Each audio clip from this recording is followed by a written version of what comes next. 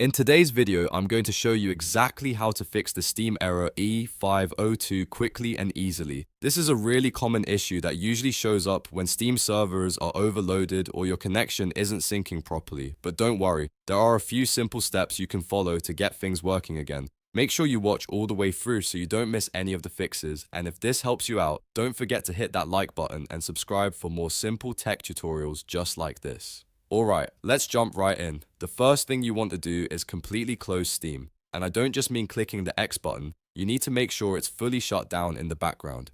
To do this, press Ctrl, Shift and Escape at the same time to open Task Manager. Once you're in Task Manager, look for any processes named steam.exe.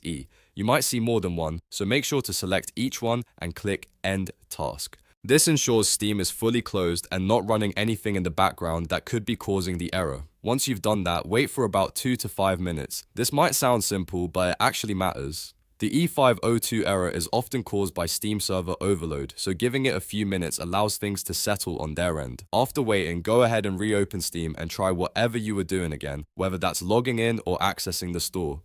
In many cases, this alone will fix the problem. If you're still seeing the error, don't worry, we've got another fix. Next, you'll want to flush your DNS cache. This helps clear out any outdated or corrupted network data that might be interfering with Steam. To do this, press the Windows key and R at the same time to open the Run dialog box. Type CMD and press Enter to open Command Prompt. In the Command Prompt window, type the following command exactly as you see it, ipconfig /flush DNS, and then press Enter. You should see a message confirming that the DNS resolver cache has been successfully flushed.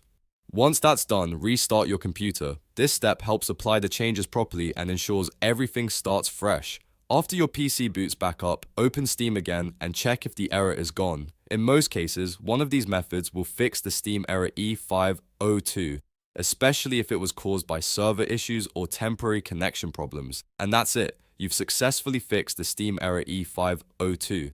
If this video helped you out, make sure to hit that like button and subscribe for more quick and easy fixes. Thanks for watching, and I'll see you in the next one.